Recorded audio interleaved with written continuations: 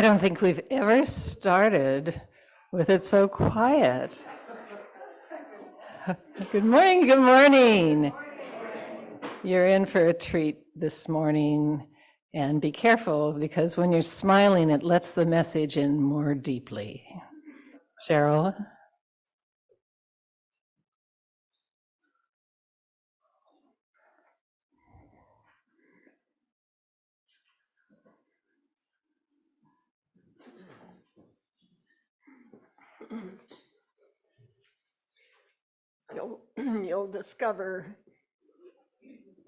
You'll discover we have a changing cast of characters this morning.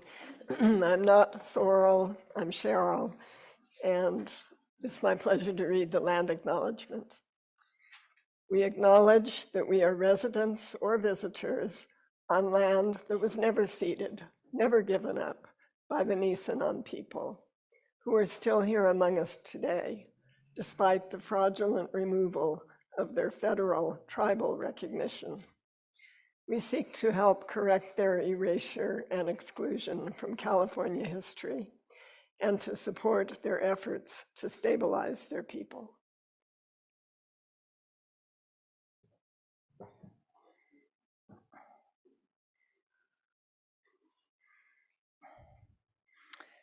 This story starts out sounding like a fairy tale to those of us living through the drought. It rained and it rained and it rained. Piglet told himself that never in his life, and he was goodness knows how old, 3 or was it 4? Never had he seen so much rain. It was rather exciting. The little dry ditches, which Piglet had nosed about so often, had become streams, and the little streams that he had splashed across had become a river, and a river between whose steep banks he played so happily had sprawled out so that right to his own bed, and he was taking up so much room that everywhere Piglet was going, he began to wonder whether it would be coming to his bed soon.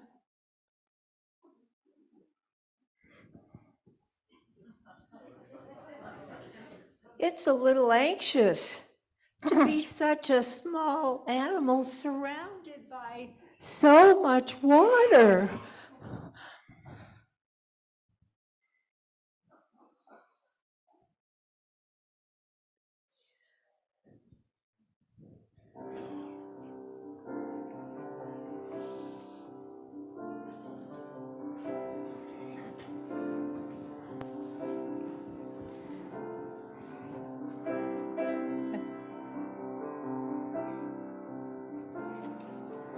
When I am frightened, will you reassure me?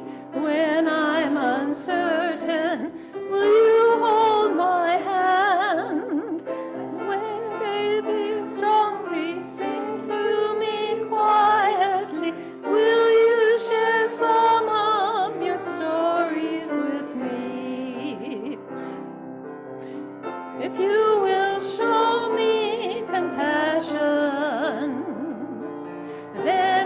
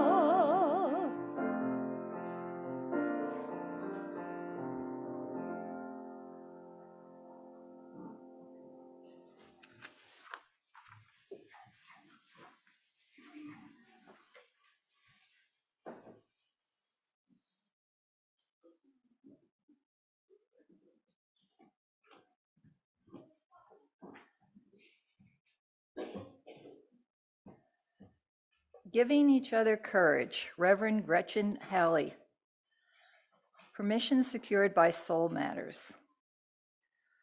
Come in, all who long to know how to love this world, how to keep eyes open, hands unclenched, arms wide, breathing deeply in and out. This is a time to practice because there is still so much good and beauty and joy. But it can be hard to keep telling this tale with all the news and the wind and the rain and the trembling earth. Who wants to love this life anyway? Come in, all who teeter on this broken edge of cynicism, broken-hearted and trying still to remember, laughter and kindness, and the chance to be alive. In these days when so much is at stake, in this place, we remind each other why we persist, giving each other courage. To take this path that's not always easy, to keep practicing this love that cannot, will not let us go and still calls us on. Come, let us worship together.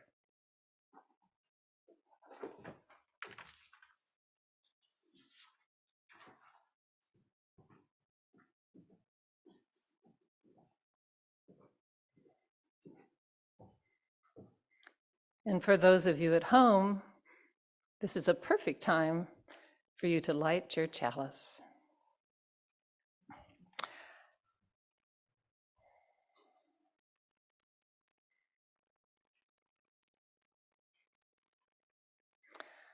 Good morning.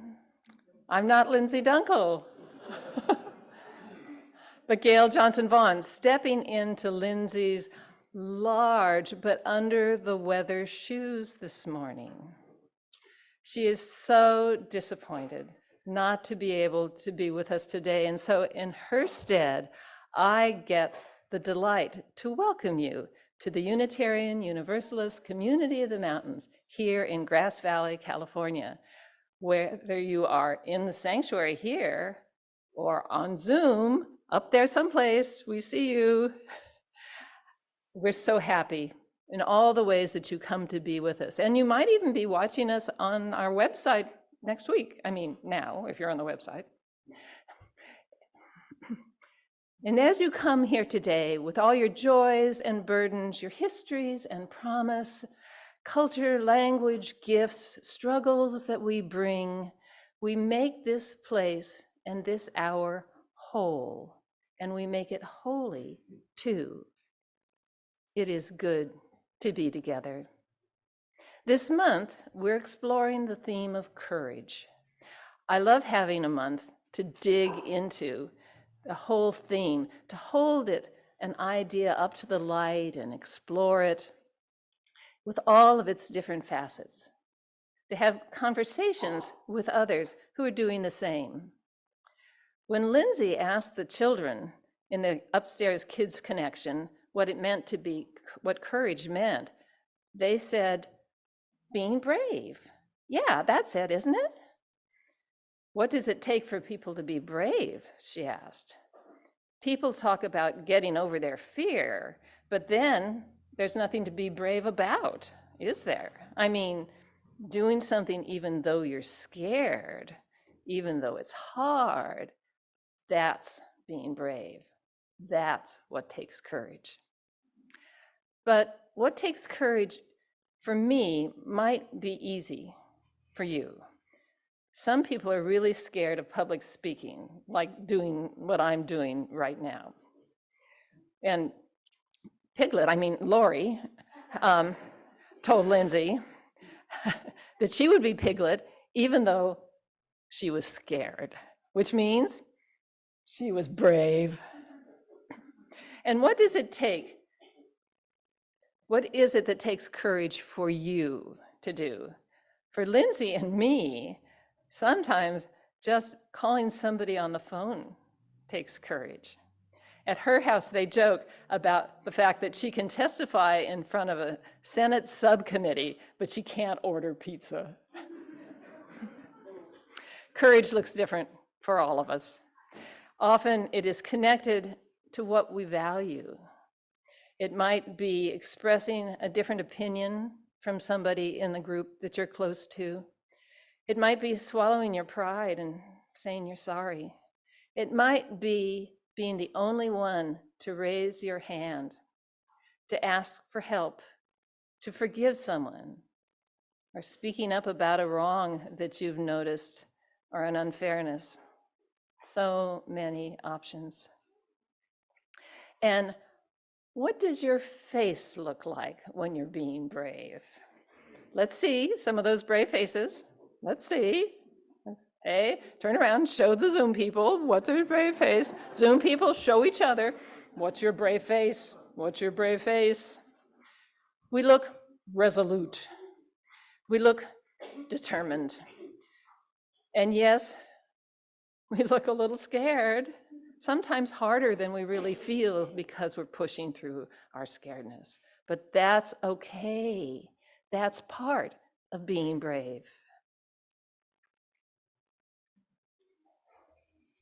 And our story will come up now.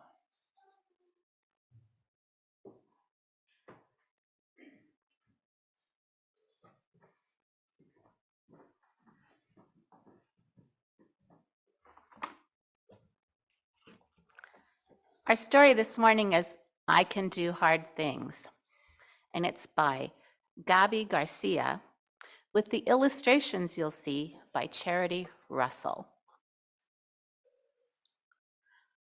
I don't always feel brave, confident, or strong. Sometimes it feels easier to follow others along. I get so many messages about how I should be. Pulled in different directions, I just feel wobbly. When this happens, I listen for that quiet voice inside.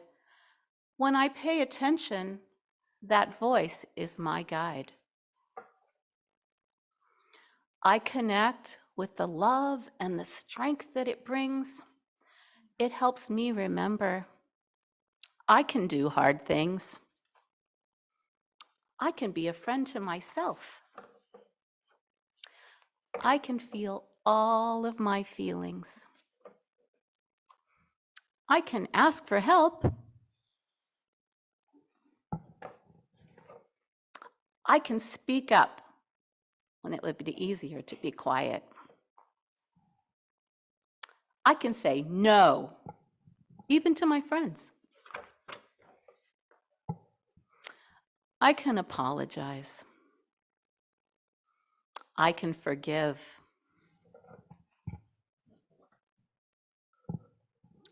I can listen to and understand other points of view. I can care for my community. I can choose kindness.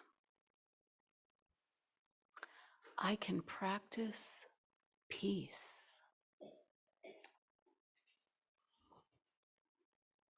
I can share my gifts with the world. I can be myself.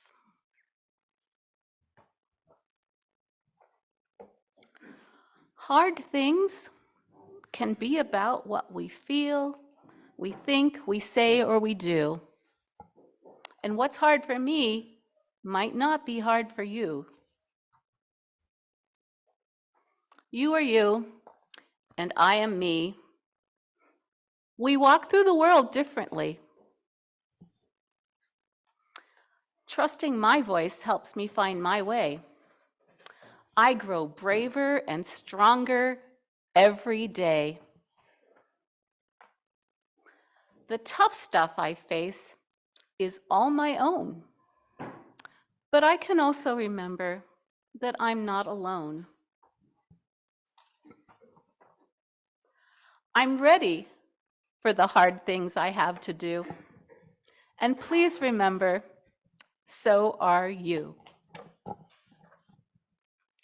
I would like for the congregation to read what you can do when you face hard things together.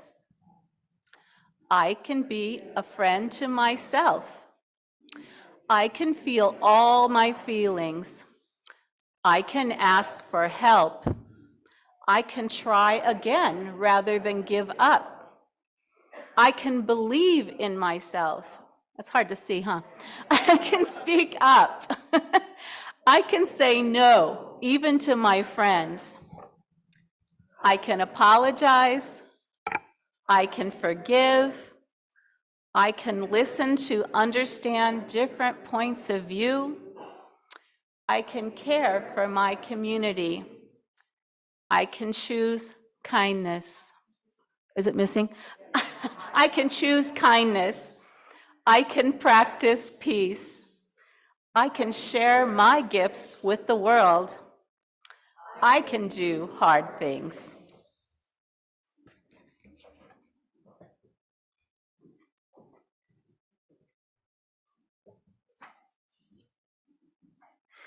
The book talked about a quiet voice inside that can be our guide when we have to do hard things. Now, let's sing about it. And you'll rise in body and our spirit. We'll sing Voice Still and Small.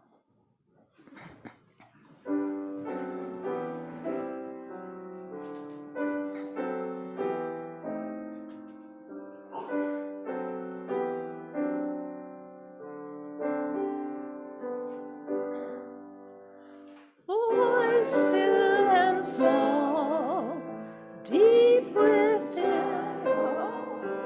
Oops. Our call, singing.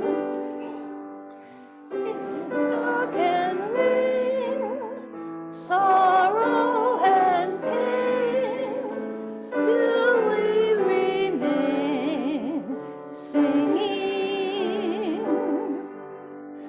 Calming my fears, quenching my tears, through all the years, singing.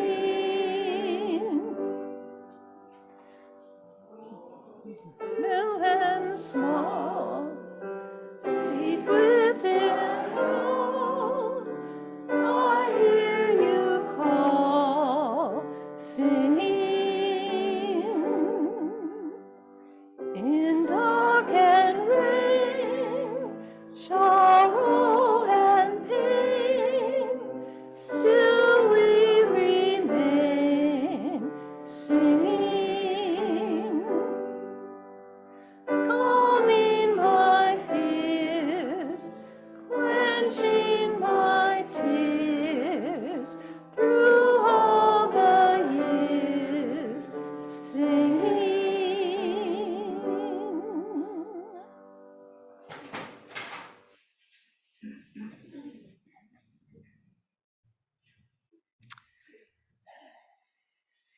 Undoubtedly, some of us are feeling like Eeyore this morning, like in this part of the story.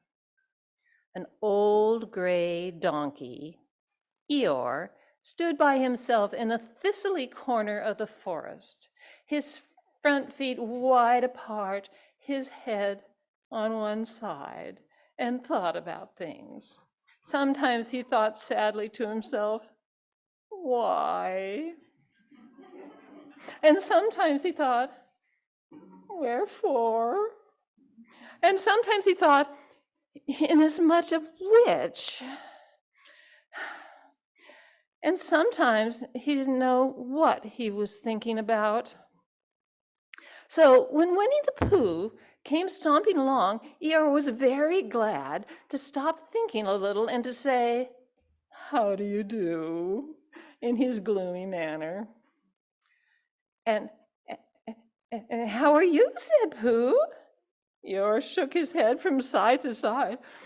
Not very how, he said. I don't seem to have felt very how for a long time. Dear, dear, said Pooh, I'm sorry about that.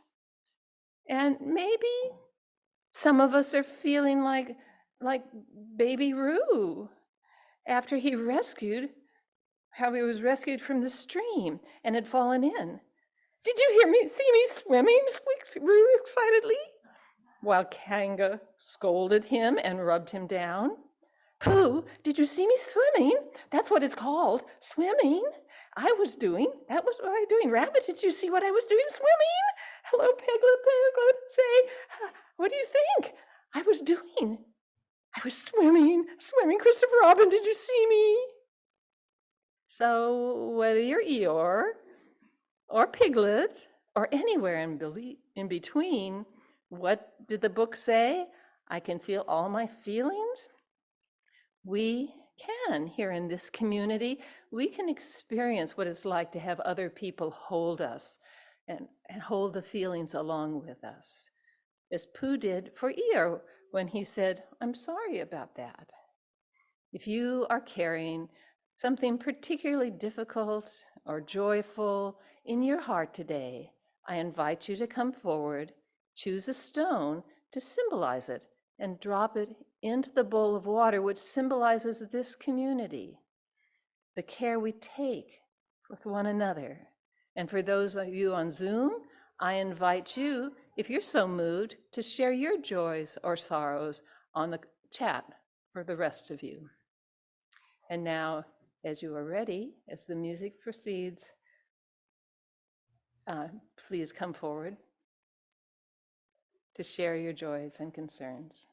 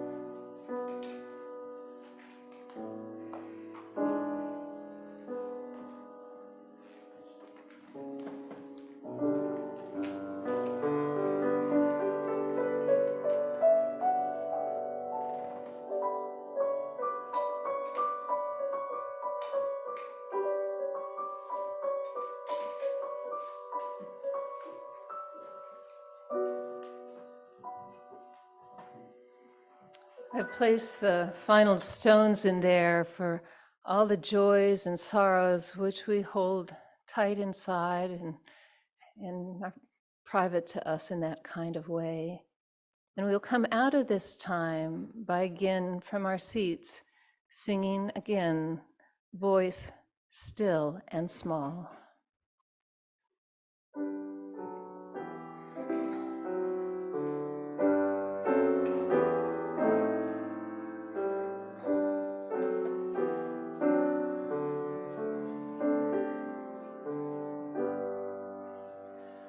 Voice still and small, deep within all, I hear you call, singing. In dark and rain, sorrow and pain, still we remain, singing. Calming my fears, quenching my tears, through all the years, singing. Voice still and small, deep within all, I hear you call, singing. In dark and rain, sorrow and pain, still will remain, singing.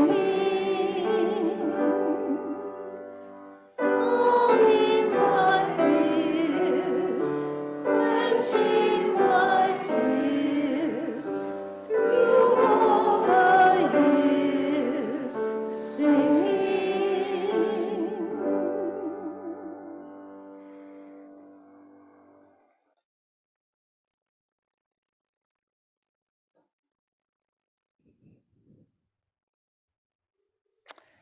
So Pooh and Piglet made a plan to catch a heffalump in a trap.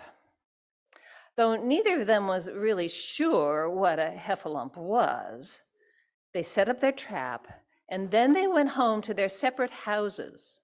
Our story picks up there the next morning. By and by, Piglet woke up.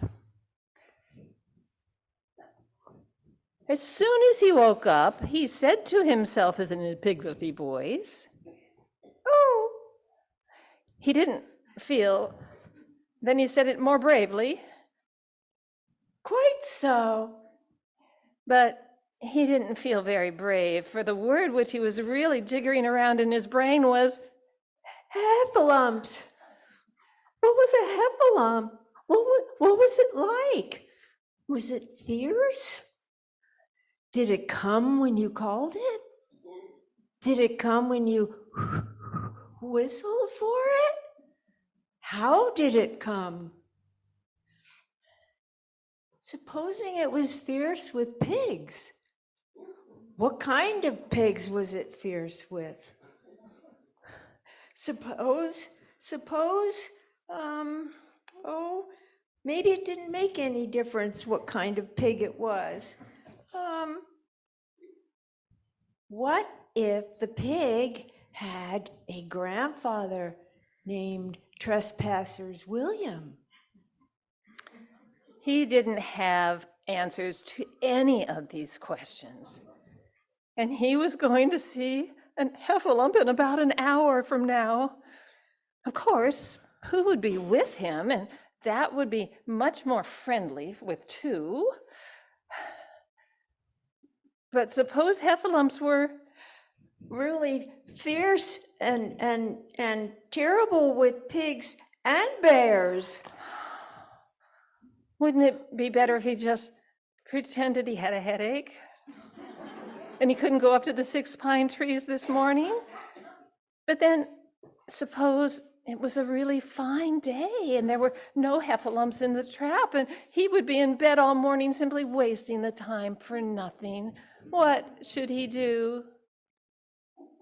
But then the author tells us that Piglet comes up with a plan to peek into the trap and see if there's a heffalump. And he gets very scared by what he sees, which was really Pooh with his head stuck in a honey jar.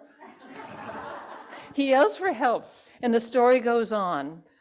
And he didn't stop crying or scampering until he got to Christopher Robin's house. Whatever is the matter, Piglet? Heffalump, heffalump. Where? Up there. Said Piglet, waving his paw. What did it look like? Oh, it was huge and very scary and I'm not sure what it looked like. It was big and frightening and it looked like nothing. But it was so scary, Christopher Robin, and it had a head in a jar.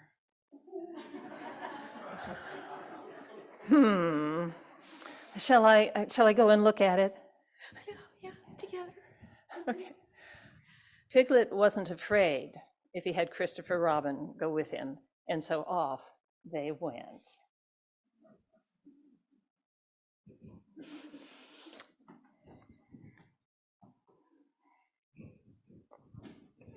Sometimes having a friend at our side is all it takes to do those hard things. That's what Piglet knows. Sometimes it's the insistent voice inside telling us that the hard thing is the right thing. Sometimes it's the promise that we tell to ourselves after we do the hard thing. Sometimes we tell ourselves, if we do it, we can have a piece of chocolate or a nap, or we can read more of that novel that we're so involved in. But after all, each and every one of us, we do hard things. We all show courage. And through my courage, though my courage might look very different than yours, they all come in different voices. In honor of all that everyday courage, and some of the big courage too, we get to wear a badge of courage today. Where is it that you are showing your courage? What hard things have you done that you could use a little celebrating? Inside each of these badges,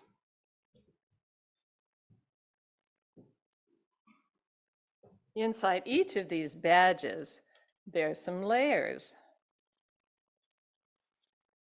And I'm going to invite you to come up and select a badge of courage and a pencil, and to take it back to your seat and to write on it your courage that you want to celebrate.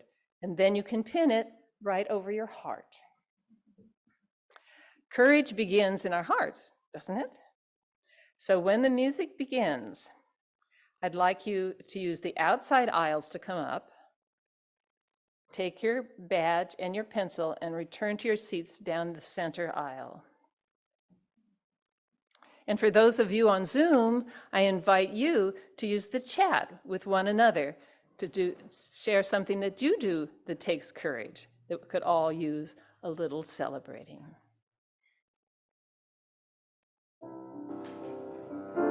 Come to the outside.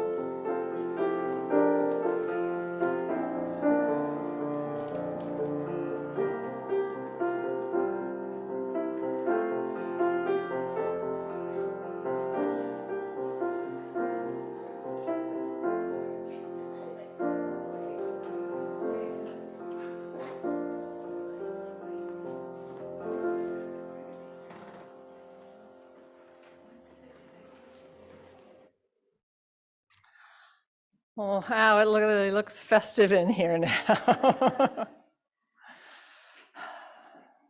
These little bits of courage made visible. We can indeed do hard things. We do.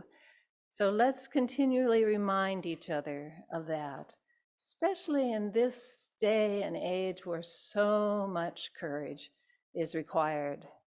As you were choosing your badges, I lit 2 more candles, and those are for the acts of courage that are happening every day in Ukraine, in this special committee on the January 6th insurrection, and all of the people that are coming forward.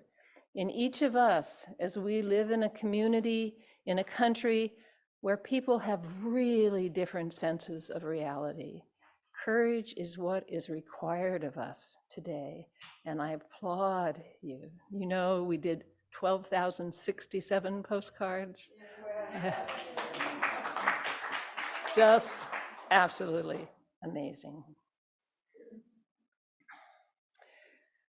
I'm going to move from that to another place that's an important part, a sacrament in our special place that we call the offering.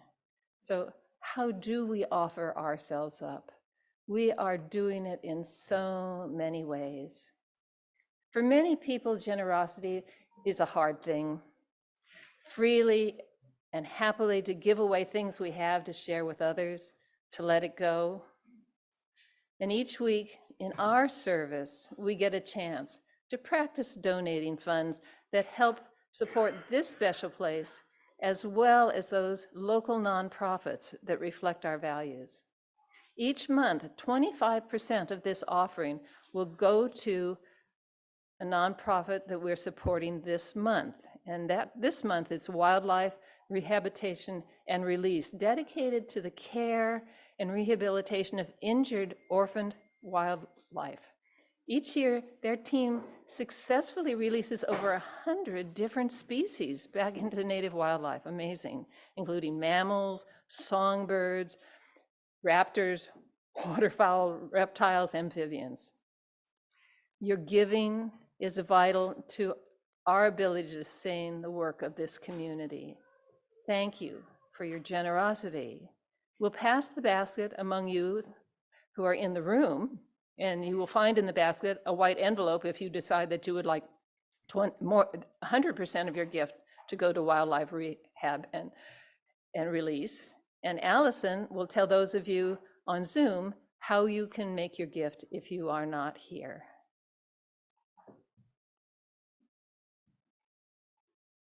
Your generosity remains essential to our ability to sustain the work of our community. There are several ways to contribute. You may text an amount to 833-579-0483, give via our website at uugrassvalley.org, via PayPal at paypal.me/UUCM, or mail to UUCM 246 South Church Street, Grass Valley, California, 95945. Thank you.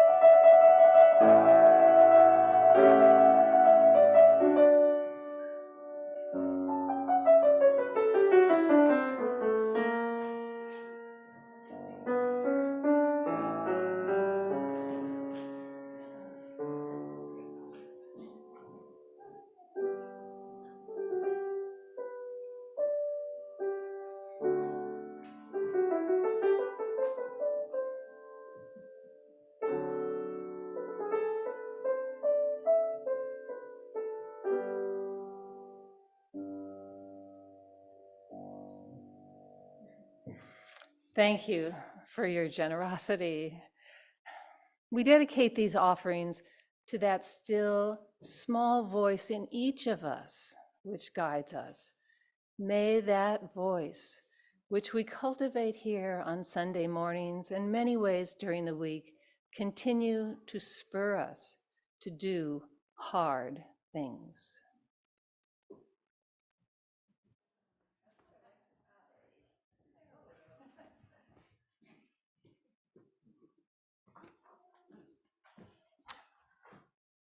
Hi, I'm Mary Ann Currington. I'm chairperson of stewardship. And I know when you hear my name or you hear stewardship, you envision a pledge form. But stewardship is so much more than that. The definition of stewardship is the careful and responsible management of something entrusted to one's care. So a steward is one who is caring and responsible. We, on stewardship, are not the only stewards of our community. All of you are stewards. And stewardship is not restricted to one short time in the spring. It's a year-round responsibility to care for our community. So, after 2 years of isolation and restrictions due to the pandemic, we are proposing a new and wonderful role for the whole congregation that will last throughout the year.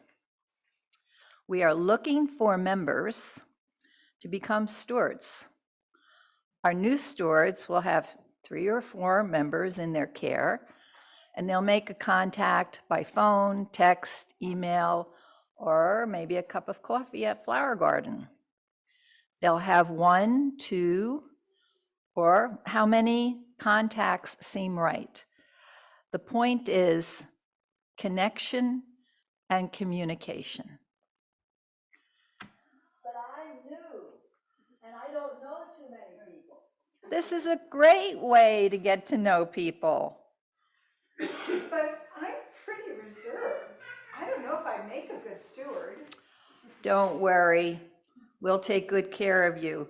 You'll have the team support every step of the way with a workshop, guidelines, and a chance to meet and socialize with your fellow stewards.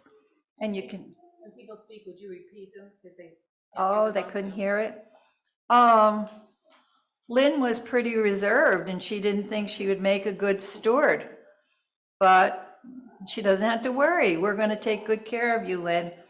We're going to have a workshop, guidelines, and a chance to meet and socialize with your fellow stewards who will discuss successes and issues that may come up, and of course, enjoy some food. And Anita was pretty new, and she felt she didn't really know people. I said, well, Anita, this is a good way for you to get to know people. So, all right, and this is the stewardship team. This is Anita, this is Lynn Jovanovic, Leslie Champlin, and Susan Merrill, or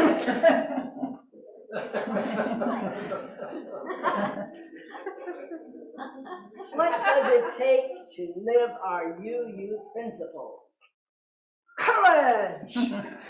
And what does it take to make the world more compassionate? Courage!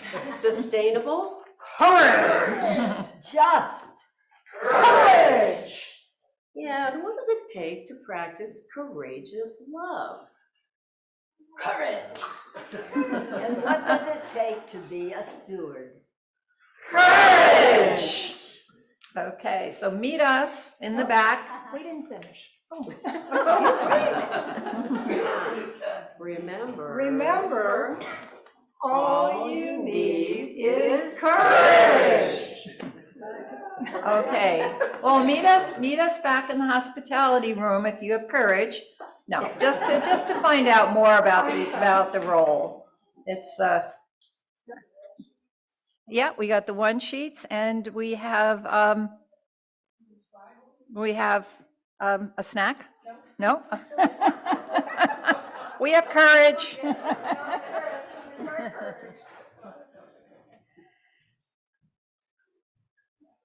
Thank you for the courage to do that, I was going to say. And thank you for redefining stewardship. It's not a place where you hide your wallet. It's a place where you really get to know each other and really be part of making it happen. Lots of people to thanks today. In case you didn't notice, we were scrambling a bit. You know, we brought the B team in, except Piglet. Piglet was well prepared all the way through. So let's give big thanks to Lindsay for designing and writing this service. It was pretty fun. If I'm going to come in, you know, at the last minute. If you're watching, Lindsay, we are loving it. And I want to jump right down to thanking our AV team, who are new and been doing so incredibly well. Thank you back there. Our readers, Dawn, you did a great job on the story, and Mary Ann, there you are, with the chalice lighting all the way through. Our production crew behind the scenes, making a big difference. George and Corey and Siobhan, chat host. Hey, Eileen, good job. Thank you so much. You guys don't know that we spent an hour before we're talking back and forth with her on chat to make sure that it all happened. Shanti, once again, an amazing setting, just gorgeous. Our greeters who are wrapping people up and making them so welcome. Thank you.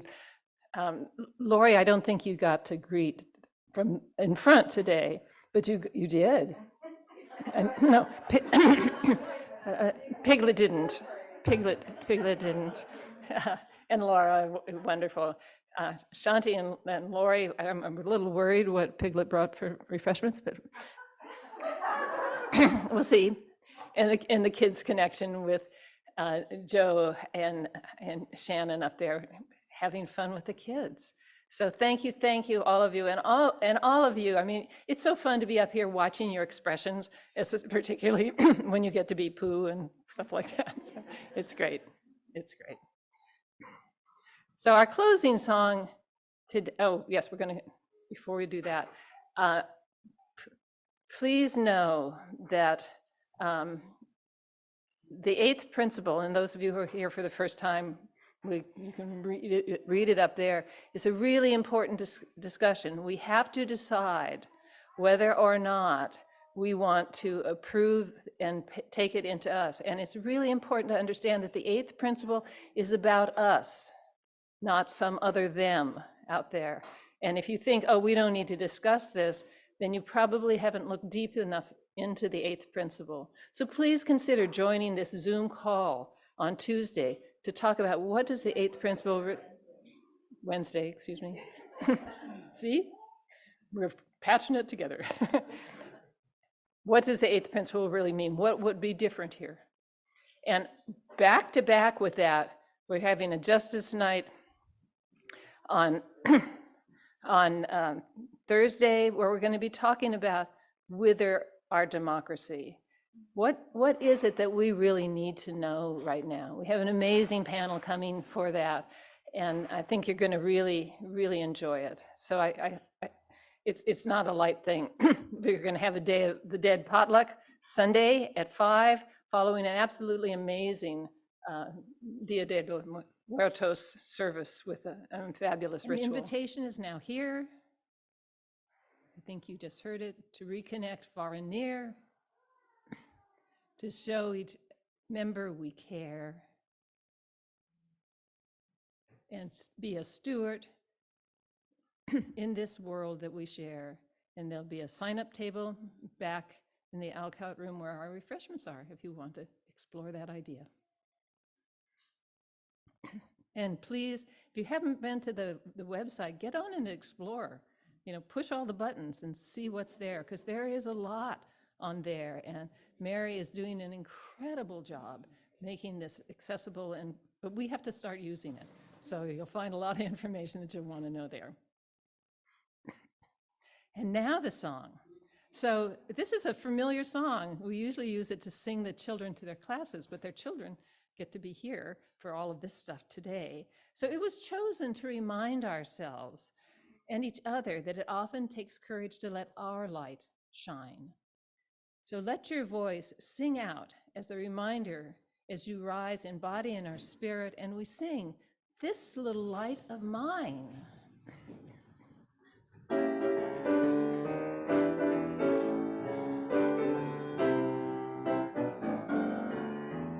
This little light of mine, I'm gonna let it shine. Ooh, this little light of mine, I'm gonna let it shine. This little light of mine, I'm gonna let it shine. Let it shine, let it shine, let it shine. Everywhere I go, I'm gonna let it shine. Everywhere I go, I'm gonna let it shine. Everywhere I go, I'm gonna let it shine. Let it shine, let it shine, let it shine. Even when it's hard, I'm gonna let it shine. Even when it's hard, I'm gonna let it shine. Even when it's hard, I'm gonna let it shine. Let it shine, let it shine, let it shine. This little light of mine, I'm gonna let it shine. This little light of mine, I'm gonna let it shine. This little light of mine, I'm gonna let it shine. Let it shine, let it shine, let it shine. Woo!